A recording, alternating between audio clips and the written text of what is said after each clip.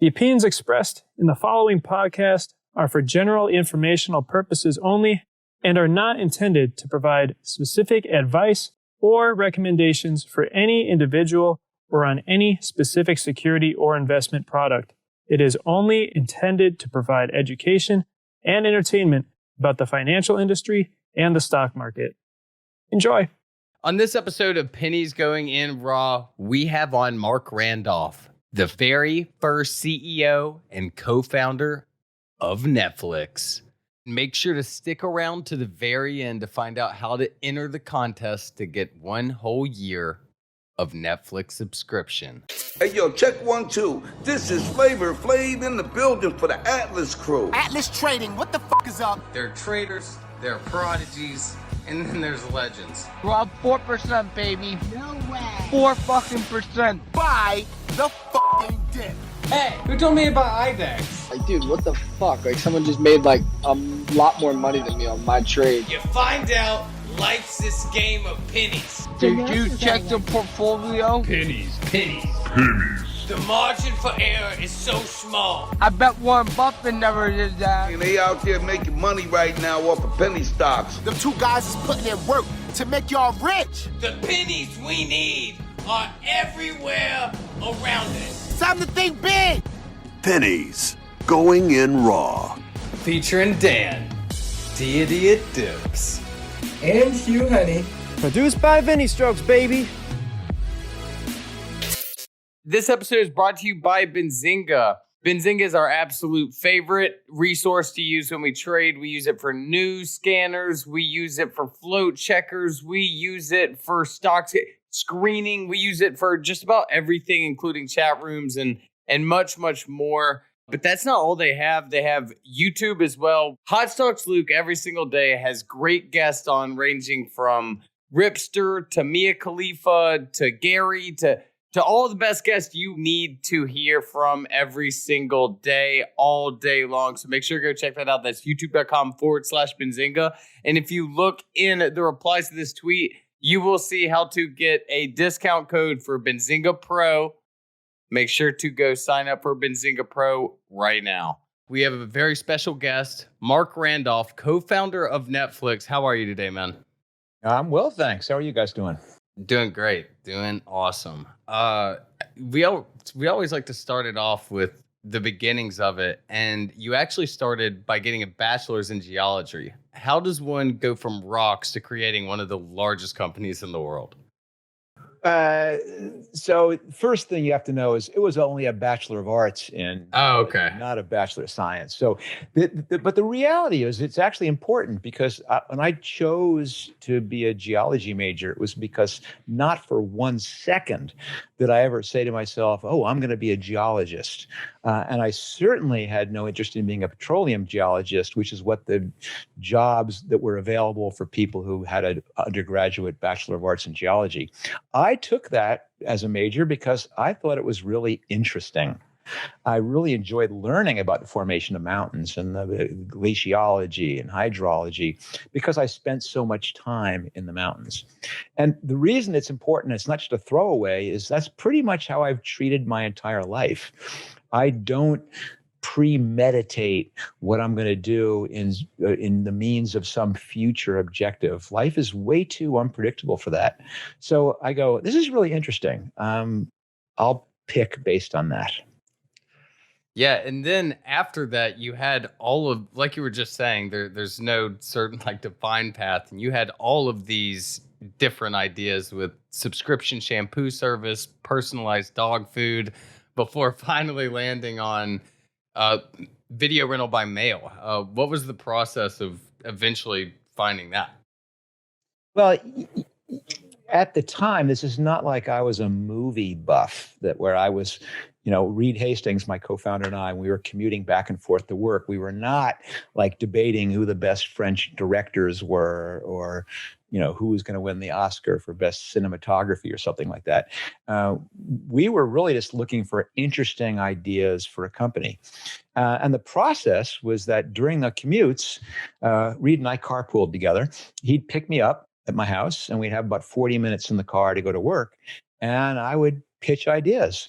And you're right. I pitched personalized shampoo. I pitched custom dog food. I pitched one-of-a-kind surfboards that were made to exact specifications using a computer-controlled milling machine, for example. And what would happen is the same thing. I'd do this impassioned pitch to Reed, and then he wouldn't say anything. He'd be quiet. And he'd be quiet for a minute, and then maybe 2 minutes, and then maybe 3 minutes. And it's a long time when you're sitting in the car, but I'm cool. I'm just sitting there. I know what's coming. And eventually it does. He turns and goes, "That'll never work." And then launches into this brilliant dissection of all the reasons why the idea is flawed and what we might have to overcome. And I'm no wimp. I go wade right back in and I tell him, "Here's the research I've done. Here's exactly why it will. Here's why you're wrong." And the process is spending a 40-minute commute doing that. And then I go to the office and I spend a lot of time actually researching what I can find out about the idea. And then in the car on the way home, I lay it all out for him. And one of the ideas was, in fact, video rental by mail. But this was like 1997. So video came on these VHS cassettes. You can't tell you're old enough to remember that. Yeah, I am. He's a few years younger than me. So I was born in '98. So I was a little. I didn't get to experience that. I was at Blockbuster and everything. I had it all. Great. You remember that. You watched Lion King about 600 times in a row. Oh, my favorite movie as a child, says my mom. Yep. Believe me, I watched that movie more times than you can imagine because I sat there with my kids watching them watch it. But anyway, the problem is with the VHS cassette is it's too big, it's too heavy, you can't mail it. And so that idea was like the shampoo. And what was the breakthrough was when there was this new technology called the DVD, this little thin, light piece of plastic. And it made us realize we could maybe dust off that old discarded video rental by mail idea. And so in the car, within 5 minutes of realizing that, we turned the car around mid-commute and went back and said, let's see if we can actually make this work. And tried to buy a DVD, but of course there weren't any. It was in test market in only a few cities. So settled for buying a music CD, put it into a little envelope and mailed it to Reed's house. And the next morning, when he picked me up, he had a little envelope with an unbroken CD in it that had gotten to his house in less than 24 hours for the price of a stamp. And if there was as they say in screenwriter speak, an inciting event, that was probably it. That's incredible to finally, hear the roots of it. Before we get into the kind of business side of it as it first started, one more little funny part about the start of it. Is it true that the name Netflix wasn't exactly so affectionately received when it was, first conceptualized because it sounded a little too porny? Yeah, finding a name is really hard. I mean, it was hard then. It's even harder now because, you first of all, you would love it to be evocative of what you do.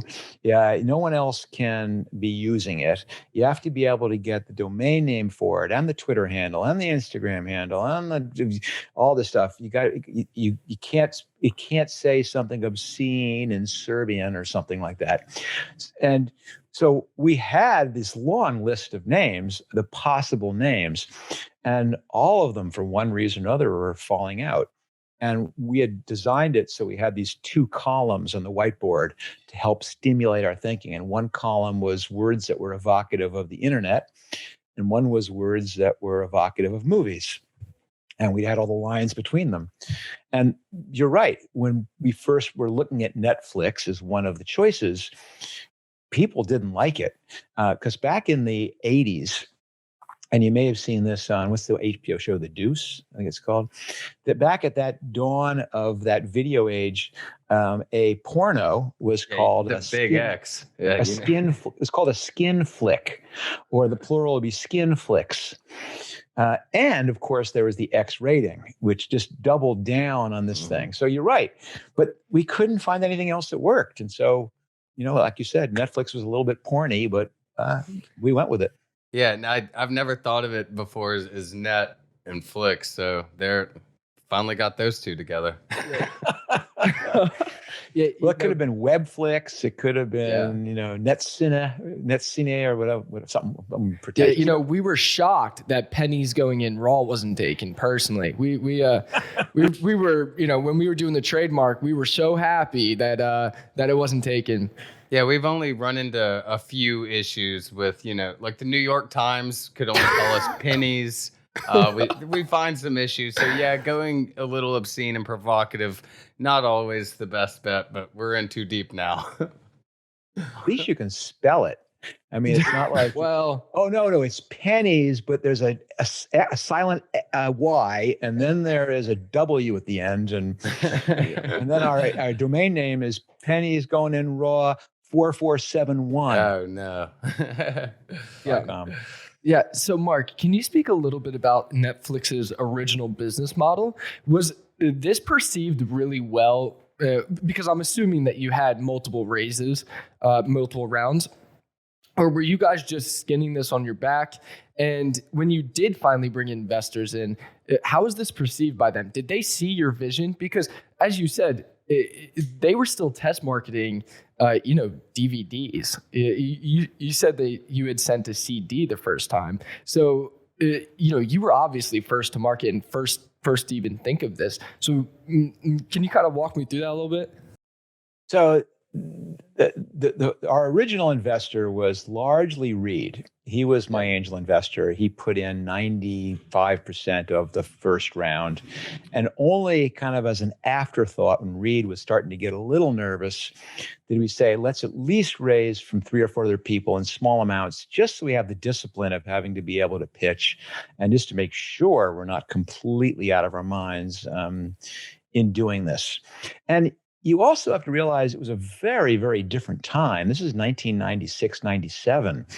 And if you wanted to do an e-commerce website, you didn't just go and get a account on Shopify. You had to write the damn thing. You had to write all the code to be able to serve web pages. And then when you actually wanted to serve them, you couldn't just get an Amazon AWS instance. You had to buy the servers. You had to install them in a closet. You had to put in the redundancy and the cooling and the switches.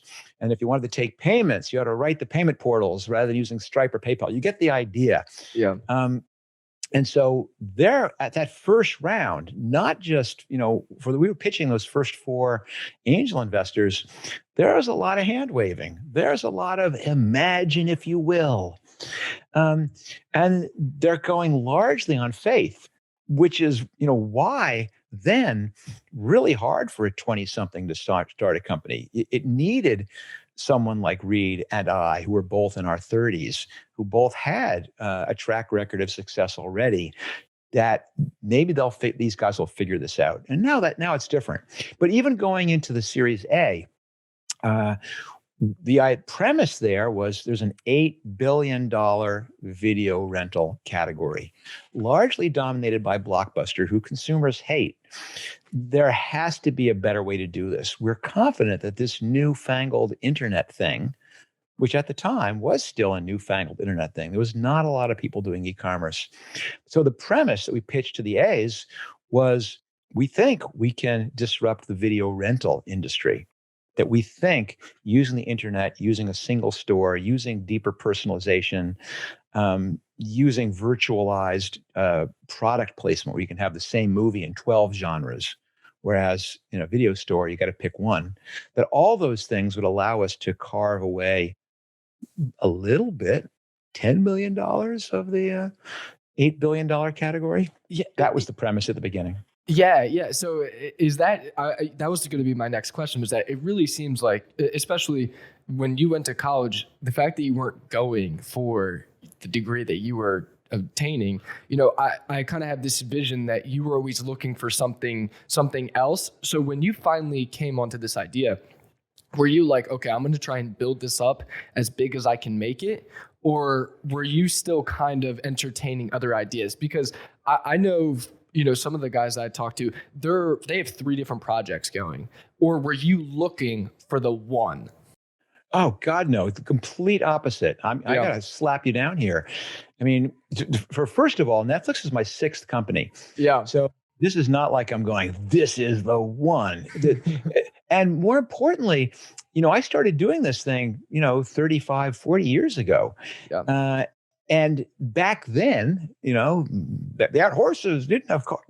Back then, there was no such thing as this whole glorification of entrepreneurship. There were not television shows about entrepreneurs. There were not movies. There were not college degrees. There was Gary not Shark V Tank. wasn't telling you it was the coolest thing in the world back then. Or you guys saying it's the coolest thing in the world. It wasn't. It's like I was more compelled to do it. I just thought this whole process of solving these really cool problems or seeing the world as imperfect, and I could fix a small piece of it, or there's something missing, I can provide that missing piece. And that never stopped. I mean, prior to even doing my first real company, then all the intervening ones and Netflix and even beyond Netflix, this was never about, this is the one that does something that I never really gave a shit about to begin with anyway. No, this was always this is going to sound stupid. It's always the journey. It's always the fun of solving a problem. I mean, I'm skilled enough and I have a reputation and I have the connections. I can take bigger swings at problems now than I could before. It's considerably easier for me to raise money to help support the things I want to try. Yeah. But I'm absolutely not for 2 seconds doing it because I want to create some big company. And anyone who tells you that they think it can be a big company, they're just bullshitting you. No one knows. No such thing. So no one has any clue. Yeah. So when you were starting this, I think you touched on it, but you were just looking for a piece of the pie, because I just checked, and Netflix's market cap is around $230 billion. So when you first started looking at this, you were just looking for a small piece of that pie. Like, you weren't looking to make this $1 billion company. You were looking for 5, 10, 15 million and kind of seeing where it goes. Or is that No. I didn't think like that. Okay. Believe it or not, some people do things for reasons other than I'm going to get rich. Yeah. I know maybe I'm. Yeah. Sorry. I don't think he understands that as just a stock trader. You have to cut this whole the podcast guest, because he's like the Antichrist here. No, I mean, I've done really well, but that's never was the motivation. That said, there's an element of it, and because I do play in the venture world, that there's a lot of ways to finance a company, and I tend to really like the attributes that having venture financing involves. And venture financing people are not doing it because to help Marc really have a fulfilling life. No, they're giving me the money because they want it back, and they want it back times 100. And so I have to then be motivated by that objective. But this is not me going, let's see, what's the best way for me to get a Ferrari? Oh, I'll start a company. No, I don't give a shit. I don't care. Yeah, I don't never been a piece of it. Starting a company is probably one of the more difficult ways to end up buying a Ferrari. Anyways, I mean, it's like saying, okay, want to get a Ferrari? Be a famous actor. Yeah. Good luck with that. That's like 1 in 17 billion odds. Well, the odds of being Jeff Bezos are like 1 in 17 billion too. And so, but if you say I want to be an actor or an actress because I really enjoy creating characters and I love moving the audience and I just love that whole process of being on stage, you're doing it for the right reason. And if you might get really lucky, and you may end up getting a big break, and you may end up being able to afford your Ferrari. But if you are saying, I'm doing it because I just love getting out on stage and trying to get better at it every day, then you're getting what you want. That's what the whole reason I wrote, not the whole reason, but a big piece of the reason why I wrote the book was to try and dispel some of these myths. That the myths that there's these epiphany moments by some genius founder who has this idea and then boom, instant Uber or Airbnb or whatever the company is. That you start off having no clue what you're doing, that the idea is a bad one. It's a process of iteration, that it's really frustrating, that everything goes wrong. And in fact, so many times he feels like it may not ever happen, but that it's still fun and rewarding nonetheless. That's what I'm trying to, I'm fighting the tide. It's like the people who are fighting the tide of all the television commercials and all the media that comes out of Hollywood that equates being rich with being happy. That's, you're trying to, it's impossible not, we're so deeply programmed for that stuff. But there's also this deep programming that says the reason you do, if you have an idea, well, the natural outcome of that idea is to become a huge public Silicon Valley startup. And that's just not right. One thing I kind of found interesting is, he doesn't pick up on social cues really well. I don't think he understood when you said that. He's so wired to money, like it's difficult for him. Whoa. Hey, listen, all right. I just wanted to hear your passion. And Marc, I think I speak for everybody that I'm like sweating over here. I feel like my teacher's yelling at me. And you can really feel how much that, like, even if you got paid $1, that you just love creating things. And I loved hearing that. There's no offense. And I'm doing it because I know that, listen, you are the dominant, nothing wrong. Yeah. I'm just saying that so many people have made that connection because what they see is oh shit, I can't remember the guy's name on Billions, the star. Axelrod. Yeah, they see Axe and they go, oh, look at him with his helicopters, and great. And so they connect the two, that's what they want, and that the way to get that is to start your own trading company. So I'm really just reacting to that. You need to have this passion on the other side. I love it. I do a lot of work with college entrepreneurs. Okay, and my brother. Went to a little liberal arts upstate, liberal too, but liberal arts upstate, college. And now he's a big investment banker. And so he goes to this college to recruit for the bank. And 2 of my kids went to the same college. And so I work with a lot of the student entrepreneurs at that college. And him and I joke that we are in this battle for kids' souls, that he's trying to convince them to take the associate job, move to New York City. We're going to pay you $130,000 a year. And I'm going, no, you should move to San Francisco, work up, build an apartment and eat ramen. And he is way better armed in this battle than I am. It's just trying to let kids. It seems a little safer. Let kids, well, that's the thing. And that's what the parents are telling them. Yeah. No. Let kids know that there's a choice and that you can have a fulfilling life doing one. You don't need to be a banker. You don't need to be a lawyer. You don't need to be a doctor. You can if you want to, but make sure you want it. Yeah, I dropped out. I had no clue what I was going to do. And now I'm running a podcast. So here we are. Yep. Life is fantastic that way. One thing, whenever you mentioned Jeff Bezos, I think it was interesting to me. He started just shipping off books. You started shipping off DVDs, and then they're both so crazy now and so much bigger in these entities almost. What similarities do you kind of see in between you two, like y'all's journey? I admire Jeff Bezos a lot. And back when we started Netflix, he had been doing Amazon for a couple of years. He was really the pioneer who said, wow, this ton of bookstores. This internet might be a better way to sell books, and prove that you could, and prove that it worked. And so I've admired his vision of being able to say, I have an idea, I'm going to try it and start it and learn from it. The thing that I really like about what Jeff Bezos has done is he has always taken this long-term view. I still have on my desk downstairs this copy of his first letter to shareholders, which is, as you guys know, of course, there's a letter to shareholders that goes out with your annual report. His first year as a public company. And basically it says, if you're looking for predictable short-term results, you should not own this stock. I'm in this for the long haul.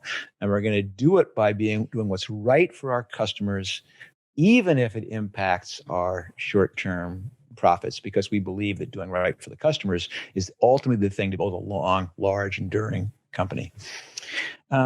I also really, really respect his innovative, is willing to try new things. I mean, look at what this little bookseller has become. I mean, besides just being the everything store, if you had asked anybody 20 years ago and go, eventually, the world is going to be dominated by cloud computing. All the software you buy, all the services you use, they're all going to come out of the cloud. And there's a company that's going to be the one who dominates that space. And you could have asked 1,000 people, and I guarantee 0 of them, other than maybe Jeff Bezos, would have said, Amazon, those e-commerce book guys. Would have said, no, it's going to be Microsoft. I would have guessed eBay or Yahoo. Yeah. Would have been neither of them either. They would be a technology company like Oracle and so the fact that he had the courage to start and keep doing it and plug away is amazing. And the fact that he enters categories, here's another one. So for years, grocery stores, supermarkets, which are like Blockbuster in their antiquated, pain in the ass, ignore what customers really want business models, have felt they were immune from these e-commerce pressures. Like, oh, what? You're going to deliver fresh milk? You're going to order your apple from Amazon? And so because of that, never really felt this pressure to innovate, which is why you still have the surly checkout clerks and the long lines, and you have the milk in the furthest corner of the store to make you go past all the salty snacks, all this weird stuff. And so eventually, there was a company who goes, we're going to try and fix the way people do grocery shopping. We're going to not just make checkout better, we're going to eliminate checkout altogether. We're going to figure out a way you can grab an item off a shelf and just walk out with it. Now, what company was that? Was that Kroger? Was that Safeway? Was that no, that was Amazon. Bravo. No, it's wild to think about how many places just, lack innovating, and then they just get dominated by them. And then so many of them just become like these things you just hear about nostalgically. Like you hear about these Blockbusters or Toys R Us that, well, they're out of business for a reason. You clearly weren't that nostalgic about them before. Yeah. Yeah. But, the consumer tastes change. I mean, you're nostalgic for the things about the way you used to do it, but you don't really want to do it that way anymore. And these companies, the problem is they're smart. I mean, they recognize it. They can see where the future consumer is going. But the challenge is that frequently doing right for what the future consumer want isn't just something you do on the side. It's something that requires compromising what you're currently doing. It cuts against it. It means you have to begin walking away from your current business. And to walk away from 98% of your business to nurture something which is only 2% is incredibly difficult and scary. And most companies can't do it. So speaking back to, I remember you talking about Jeff Bezos' first shareholder letter. You all, or Netflix IPO'd around $15 a share. What was the process of you all going public like back then? And by the way, even though it's $15 a share, I think the split adjusted price was like $1 or something like that. Yeah, I got my intern to do all these, so we'll just blame him for that. No, maybe he's right. Maybe I'm wrong. But anyways, what was the question again? I was so busy trying to chastise you for the stock question. I know you got to get me for something, man. But yeah, what was the process of going public back then? And then what were you telling your shareholders at the time? We took 2 runs at it, and which is that we were in the process of, we were in registration to go public in the spring of 2000. We had finally figured out our repeatable, scalable business model, which was this no due dates, no late fees subscription model. And it was crushing it. And it was one of the really early examples of companies using subscription businesses for non-intuitively subscription-oriented things like magazines. And it was crushing it. Predictable revenue. We were doing great. And based on that, things were taken off. And we had a bank who was willing to take us out. We also had gotten some interesting advice, which is, you guys shouldn't be just a video rental store. You got to think bigger. You should be a portal. You should be the place where anybody who's thinking about movies comes to you. They want to buy theatrical tickets, they come to you. They want to get VHS, they come to you. They want to read about the latest movies, they come to you. And we let ourselves get suckered into thinking, wow, that would be pretty cool. Because at the time, the big internet companies that were going public and commanding these huge valuations were portal companies. And the feeling was you need to lock up all the eyeballs. And then I'm going to say, luckily, in the spring of 2000, the dot-com bubble completely burst. And at first, the bankers are going, oh, this is fine. We can still get you out. And then little by little, they stop returning your calls and they're ghosting you. And then you kind of realize it's not going to happen. And then all of a sudden, not only is the IPO off the table, but all funding is off the table. No one is willing to invest money in a dot-com. And it was really tragically ironic because we had finally cracked the code, that we were crushing it. But as you may know, subscription models are very, very cash intensive because you have to pay your full acquisition cost up front, whereas your revenue only comes in over months. And once the dot-com bubble burst, we were in deep trouble. But it ended up being a real blessing for a whole bunch of reasons. For one is we go, portal? Schmortal. We are so done with that. And we let go of all the people who were working on ridiculous things like advertising sales and theatrical show times, and focused 100% back in on video rental by mail as a subscription business that we had. Also, to get through this, laid off about 40% of the company, which totally gave us a shock treatment to our culture in a very, very positive way. But all these things happened, and it took us 1.5 years to claw it back, but eventually managed to build a business model where we could charge more for it than it cost us to provide it, which was a pretty unusual thing back then. Because back then it was build it and they will come. We don't know how to monetize it yet, but if we get big enough, we'll figure it out. And we were one of the first companies to get out, to get public post.com crash. And we did that based on having built a business which actually showed it could fundamentally make money. And we got out in May of 2002. That's awesome. Yeah, and I read that that you had left the company right before, I think it was like 5 million before you were hitting 100 million subscribers, right around then. I'm not sure how to. I'm not sure how. I can't correlate necessarily my departure to how many subscribers there were. But yeah, I left not long after the IPO. Yeah. And one other big difference between how the impact of going public then, well, there's a whole ton of things that are different between then and now. But just to say two of them. For one, companies went public a lot earlier than they do now.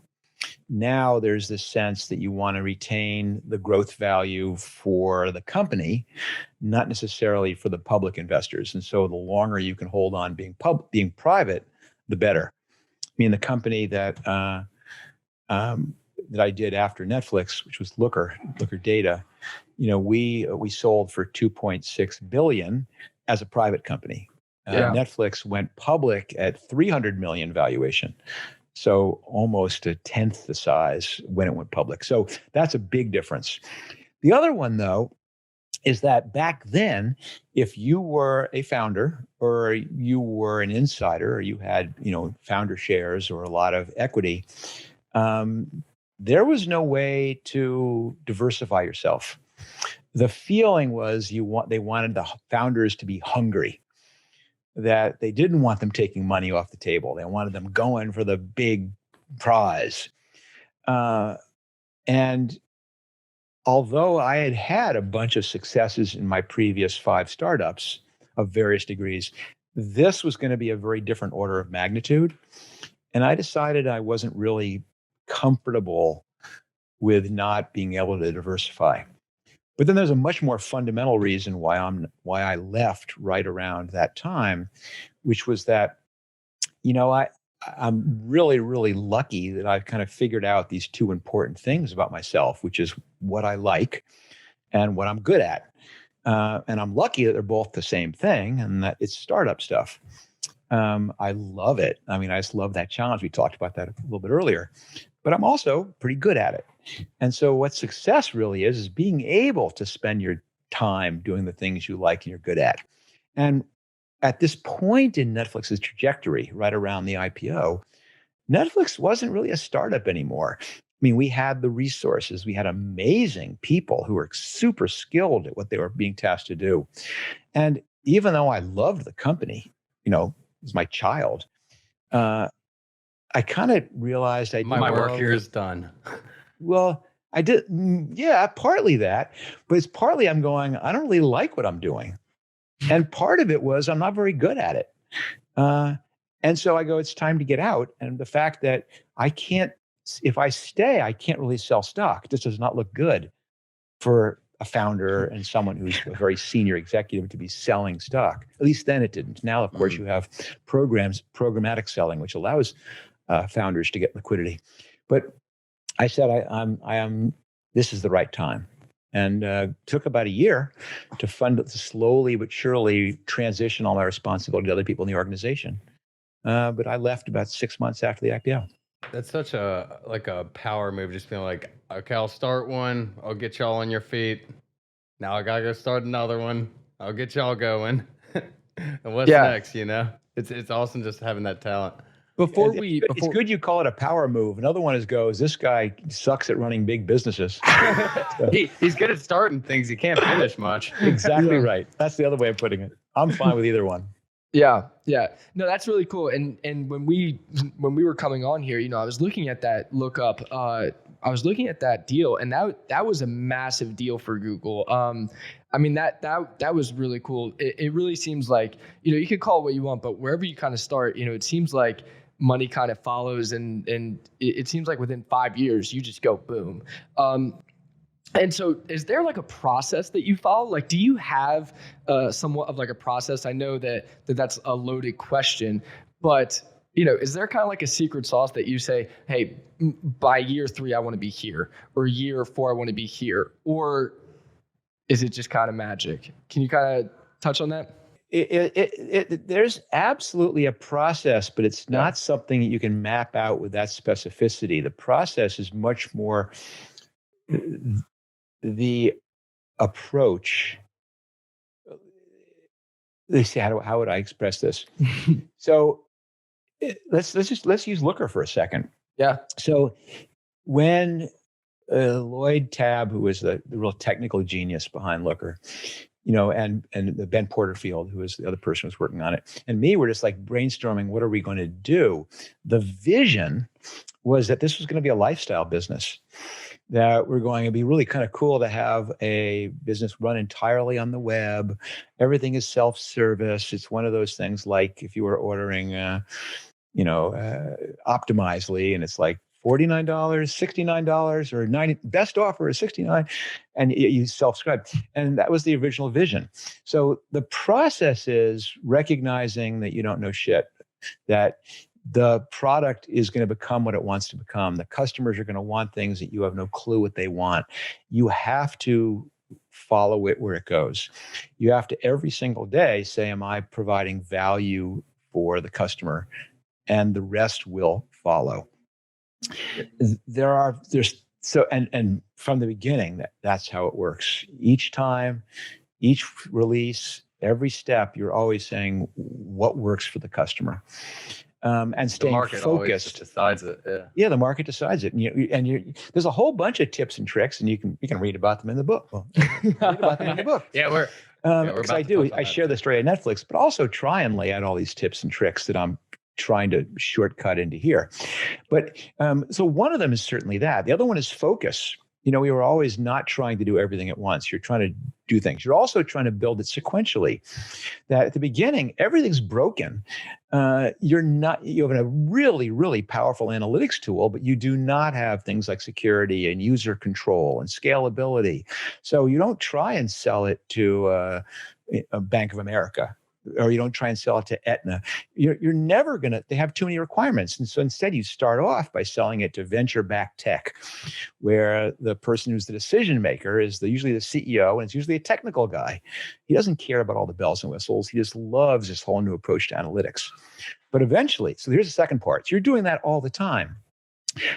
Perhaps the skill is you have to make current decisions with a thought about, if I get this current decision right, what does it open up for me in the future? In other words, I am going to run out of space in venture-backed tech because it has a lot of flaws to it. Those companies go out of business really quickly.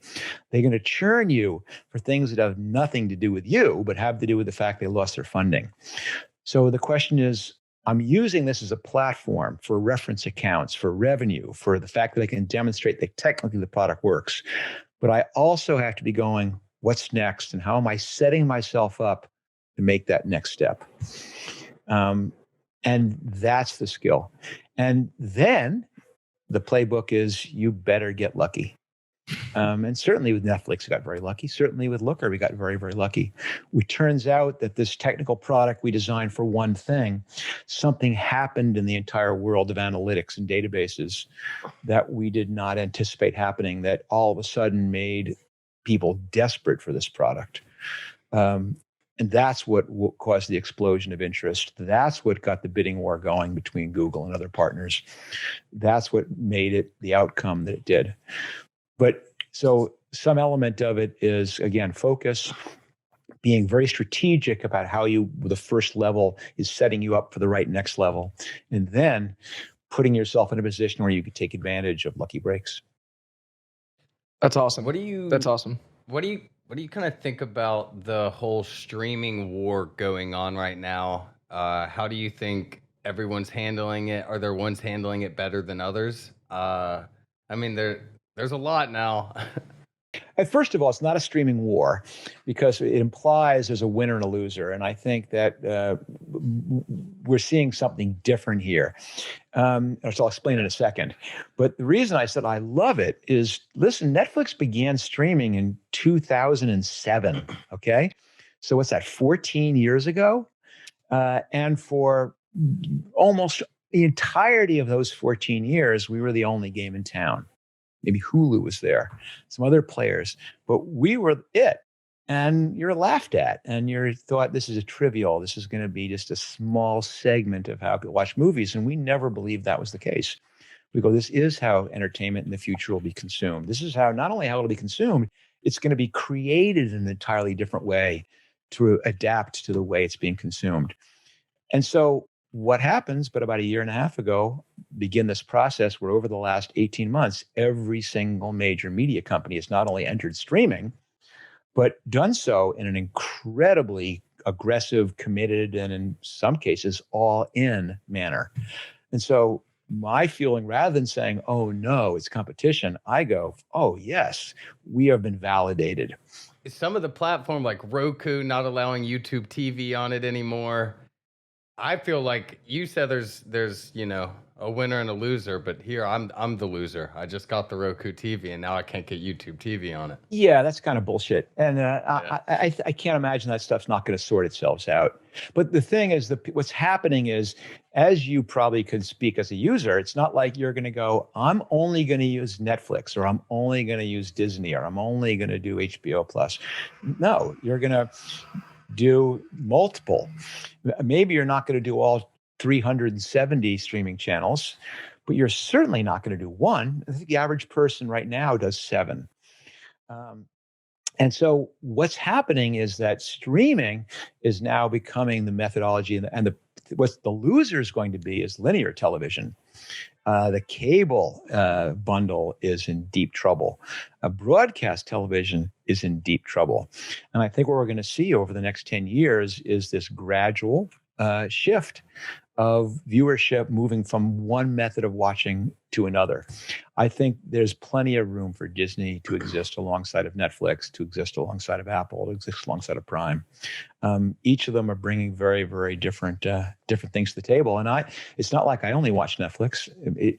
People always go, "What are you watching?" And I'm terrified to answer because I don't really remember what service I'm watching it on. I just like great TV along with the rest of us. Yeah, I think, and it really is expanding to everyone. Like my parents, they have a house and then a beach house, and they're having to pay cable at both of them because, my dad loves college football. He's not going to miss it. They just got on, a YouTube TV instead. They only had to pay for one.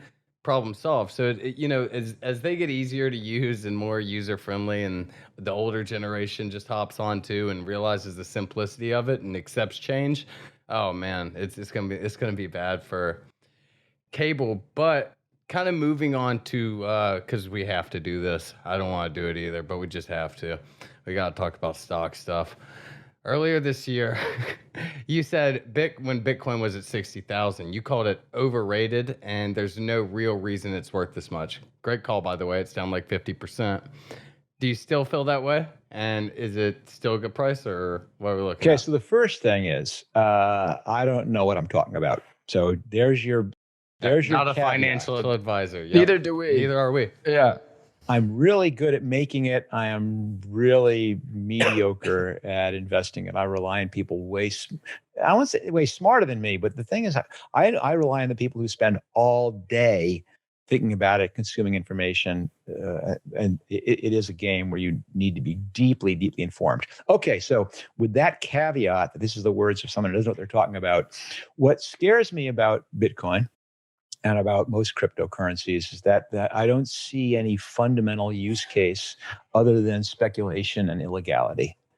And that does not give me confidence in its long-term value as an investable asset, because it's a greater fool's theory that you buy it and it goes up because someone else wants it, but that want is not being driven by some fundamental use, that they're using it to buy things, that more and more people, that the bet is that pretty soon the United States is going to say, we're going to discontinue the dollar and begin using Bitcoin or something like that. So right now, I absolutely recognize I'm not stupid. I recognize the deep attractiveness of something which is a currency which is not controlled by a government and not subject to whims, but purely regulated by supply and demand. And certainly in repressive regimes, I can see the deep popularity of having a currency that allows you to flee with your net worth with nothing more than a code in your head, as opposed to a suitcase full of $100 bills. But the real fundamental thing is don't invest in things I don't understand, which makes me an old-fashioned investor. Or I invest in startups that I'm trying to support the founders. And Bitcoin and other cryptos don't do either of those for me. So I am empty. Yeah, no one really knows the founder of Bitcoin. We're still the hunt's still out. That's just pretty amazing, isn't it? Yeah, no, it is impressive. So Marc, you've had a lot of titles throughout your career. We have podcaster, book writer, Netflix co-founder. I mean, you've had a lot of caps. If you were writing your own bio right now, what would you put in there as your current position or positions? Yeah, how would I describe what my title is? Yeah, like if you were writing your Wikipedia bio right now, not on your past, but on what you're doing right now, what are you doing? Mentor probably is the best term for it. Yeah. I mean, that is the big focus of my life right now is, I had this revelation. Could that be the word for it? Yeah. A twofold revelation, really. One was that as I began speaking more about entrepreneurship, doing keynote speeches and things like that, but it all of a sudden began to dawn on me that all these exact same things that I'd learned and used in 40 years as an entrepreneur were not just business things, that these were the exact same steps, the exact same approach that you could use to change anything in your life. That anybody who has an idea or a dream, the process of making that dream become real is the same. And so I realized, wow, I actually know something about something that can help a lot of people other than just startup founders. And then the other big revelation came in a weird way. Okay, here's the dick move start of a sentence. So there I was on Richard Branson's private island. No, but I was there doing I was invited to do a speech for a nonprofit program that he runs on his island sometimes. It was for these female, very successful business owners, and it was called Finding Your Purpose. And when they invited me to spend 4 days on the island, I told my wife, Richard Branson invited me to spend 4 days on the island. And I said, no, because I'm going mountain biking this week. She goes, wait, what? You said what? So needless to say, there we are on the island a few months later. But I said, no big deal. I'll do my speech, and then my wife and I will hang out on the beach. But I did the speech, and then I go, I'm going to sit around and see what this Finding Your Purpose stuff's all about. And what it was really was this whole curriculum for these women who were very successful in their life, going, I'm successful, but now what? Now what do I do? And it was about what are the processes that you would go about figuring out what you do and how to use your life for some purpose. And I was sitting there going, well, shit, what's my purpose? I can show up and I'll get 10,000 people in an auditorium and hear me speak for an hour, but what's the point? I can get a lot of people reading my writing, but what's the point? And I decided that was the point, which is that I do know something that I think can help some people. And so I've totally shifted gears now. I still do the startup game, not as an operator myself, but I still work with early stage entrepreneurs. I still spend huge amounts of time with a handful of people trying to help them take their businesses and make them better. And not because of altruistic reasons, because I need that fix. I need to feel I'm part of a startup. But I'm also going, how can I get the word out to other people? By speaking to you, by writing the book, by having my own podcast where I'm mentoring other early stage entrepreneurs, by boiling it for people who don't have attention span of a 300-page book or a half-hour podcast. Great. You can watch it on YouTube. I'll give it to you on Instagram in a pretty picture. I'll give you I don't know how many characters there are. And I'll dance with my shirt off on TikTok if I have to. But that's whatever it takes. Yeah, exactly. Whatever it takes. So that's awesome. I don't want it. It's not influencer because I don't give a shit about influencing people. I'm really trying to help them. So it's a mentoring thing. That's awesome. I think for me, the revelation would have ended up with 4 days on a private island. It's like, oh, yep, this is what I'm doing.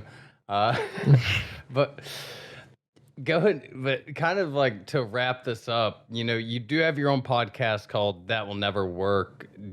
What do you think is it good for young people just looking to find purpose? It says that will never work. That doesn't sound very, very mentory. That's a reminder to me that basically everyone says that about every idea. And that if most people then use that as a reason not to do something. And so I'm calling it That Will Never Work because it's really this inspiration to remind yourself that the only really way to find out whether something's going to work or not is to try it. And the whole point of the podcast, this is not, I have tons of successful entrepreneur friends. I could do versions where I'm doing celebrity interviews. I could do a version of how I built this, but all that's been done and done way better than I could do it. The thing is that there's too much of the pithy soundbite stuff, think less and do more, or collide your idea with reality. Great. That works wonderfully in Instagram and everyone smiles and goes, that's inspiring. What's missing is how. How do I take my idea and collide it with reality quickly and cheaply and easily? And that's what I'm trying to solve with the podcast. These are interviews with real people who are building real businesses, who are just like everybody. And they're struggling. And it's not just struggling with technology or with marketing or with sales. They're struggling with I'm not getting along with my co-founder. I'm struggling with my work life balance. I'm trying to figure out how do I take this idea and test it when I don't want to quit my job. I mean, it's really, and they're fascinating companies and fascinating people. It's really, really, you guys have known for a while, but doing podcasting is like the coolest thing ever. Yeah, we're about 10 months, or actually, we're almost at 12 months. We're coming up on our year. Our birthday for the podcast is in about a month. Yeah, it's exciting. Thank you. And I guess last but not least, you got to plug the book, right? Yeah, I'm happy to plug the book. What the book? Oh, I can't see what slide it's on. Oh, yeah. There you go. Yeah, it's right behind you. I see it. Oh, that? Oh, I didn't even know it was there. I was talking about The Catcher in the Rye. No, the thing is, the book. I didn't write the book I read the book 16 years after I left Netflix. So this was not like, here's the story. What I wanted to do was tell what really happened. And that required this distance for me to recognize, well, what was really my role in it? What went right in spite of me? What were the things that contributed to success? And more importantly, share with people the stories that go into a real company being born. As I said, it's called The Birth of Netflix and the Amazing Life of an Idea, because the idea is the evolving thing. But it's also this chance for me to share all these tips and tricks and secrets that I have learned in 40 years as an entrepreneur. But it's not a business book, or I don't call it a business book. It's really a story. So I think it was fantastically fun to write, and people seem to like it. All right. Well, we've had a blast here. Thank you so much for coming on. It has been awesome talking to you. No, this has been great. Listen, congratulations on your 1-year anniversary. What everyone told me when I entered the podcast game was, most important thing you can do is be consistent and keep doing it. So the fact that you're still going is you're on your way. Thank you, Marc. My pleasure, guys. Have a good day. Thank you, Marc, so much for coming on. All right. Good luck with everything. Thanks. This interview was brought to you by Manscaped. Manscaped has everything you need to ensure your jewels are looking cool, to make sure your junk is in some trunk, and to make sure it's not smelling like skunk. Let me tell you, Manscaped has it all. And using code PGIR will get you 20% off and free shipping. And they have razors, they have sprayers, and they have everything you need to keep you smelling good and looking good down below. So make sure you use code PGIR on Manscaped, and we'll see you soon. Don't worry, there's more. If you want a 1-year subscription to Netflix for free to be entered into this giveaway, make sure to like, retweet, Penny's Going In Raw tweet, give us 5 stars, comment on YouTube, do everything you got to do, and we'll browse them all, and we will pick a winner, and you will get 1-year subscription to Netflix. No more stealing from your mom's account. You're going to hear it here first.